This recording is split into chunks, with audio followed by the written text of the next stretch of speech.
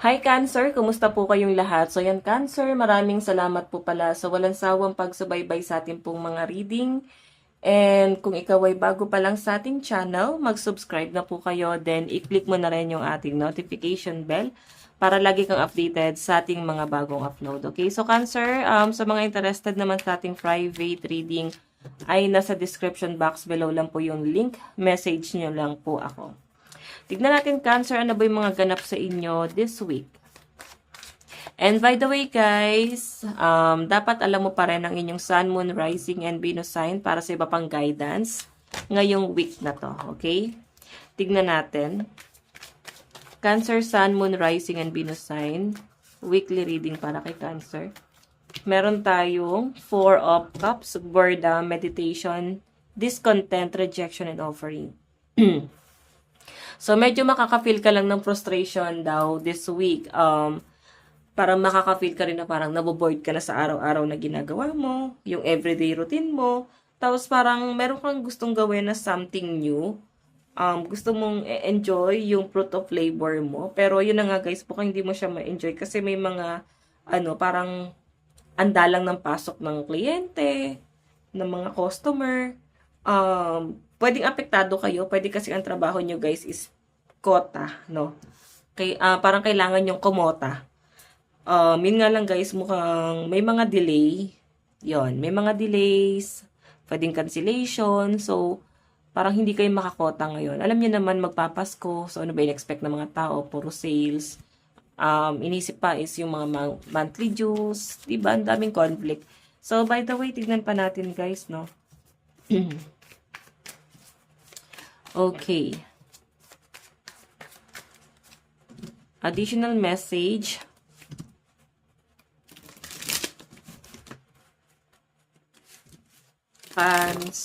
Cancer, Sun, Moon, Rising, and Venus sign.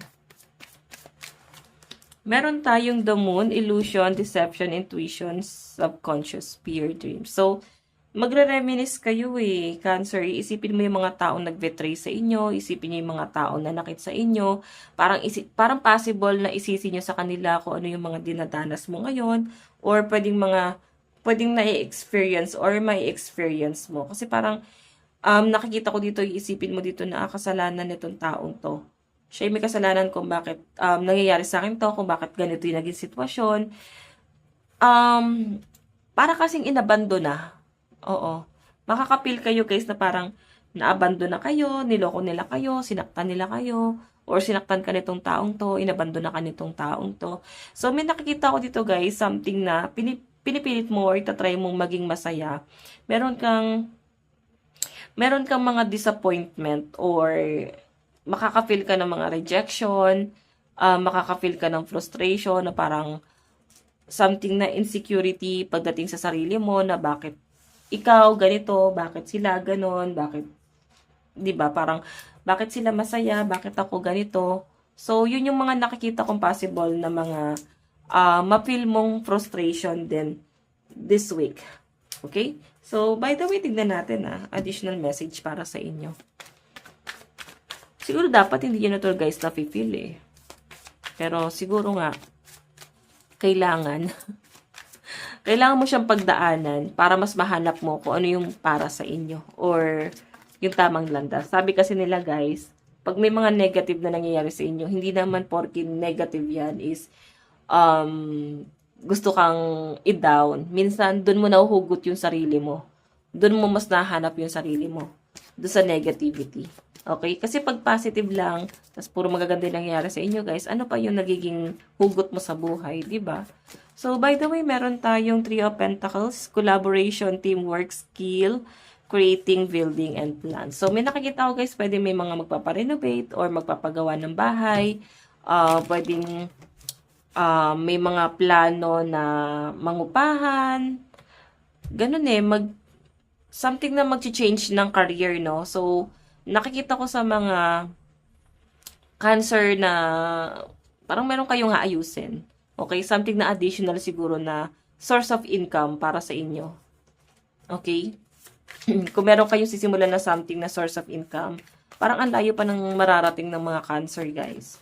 So, by the way, meron tayong Seven of Swords, Depth, Tilt, Cunning, Rift of Dishonesty. So, ingat na lang kayo guys sa mga pakikipag-collab. Ingat na lang sa pakikipag-negosasyon. Piliin nyo pa rin or maging wise pa rin kayo kasi nandun yung parang panlilin lang eh. Kung sa mga client or customer, may mga panlilin lang. Pwedeng nahihirapan kayong maningil, pwedeng lagi sinasabihan or pinapangakuan kayo na babayaran kayo sa araw na to. Tapos, hindi naman siya guys matutuloy kasi parang pinapangakuan ka nga hanggang sa parang hindi na guys ito nangyari. Or kung mangyari man guys, pwedeng matagal, no? Ingat din kayo guys, lalo na kung namumuhunan kayo tapos masasayang lang yung pera nyo. Sana binigay nyo na lang, di ba? So, tignan pa natin additional message. Cancer, meron tayong 10 of Cups. Family to guys, no? Nakikita ko na mukhang magiging masaya. So, may good news na paparating sa family nyo. May additional siguro may pregnancy, di nyo in-expect na may mabubuntis or mabubuntis kayo. So, may blessing na paparating this week. Wow, puro blessing, no? Tignan pa natin, guys, additional message para po kay Cancer. Meron tayong victory, di ba? Meron ka mapagtatagumpayan daw this week. Something na matagal mo nang inaantay, something na matagal mo nang pinagdarasal, minamanifest. So, possible na makuha mo na siya, no? Makikita mo na, guys, na ngayong week na to may progress na siya. And unti-unti na siya, guys, no? Hanggang sa makuha mo na yung success na yon. Okay? So, tignan pa natin. Meron tayong King of Swords, Logic, Intellectual, Fairness, Truth, Mental, Sharpness. Okay. Parang pagaganahin mo yung logic mo this week. Okay? So, yun na nga, guys. Kaya sinasabi rito na paganahin mo yung talino mo, yung logic mo kasi, Seven of Swords. May panlilin lang dito talaga. May panggagamit talaga dito. Okay? Etong taong to, gagamitin ka. Sinasabi rin sa akin dito, guys, na utakan ka. So, kung sa partnership to, like sa mga business, ingat na lang kayo, guys, sa mga kakolab nyo talaga. Okay? Yun lang yung pinaka main focus ng energy mo kasi may pagsisinungaling dito eh. So, utakan kayo, parang pagsasamantalahan yung kahinaan nyo, yung pakabutihan mo, or hanggat may nakukuha sa inyo. Ganon. Pwede naman din guys na hindi nila in-expect, pero mangyayari talaga siya this week. So, by the way, meron tayong the Star, Hope, Healing, Spirituality, Wishful Fulfillment, and Success. Bigyan ka na ng advice. Kasi parang mas magpo-focus ka mga goal mo this week. Okay. Meron tayong clear your mind. So, ayan, maraming gumugulo sa isip mo.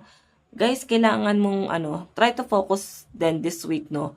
Kasi kung hindi klaro sa inyo yung mga ginagawa mo, talagang magkakaroon ng conflict. Okay? Para mas mapagana mo yung logic mo this week.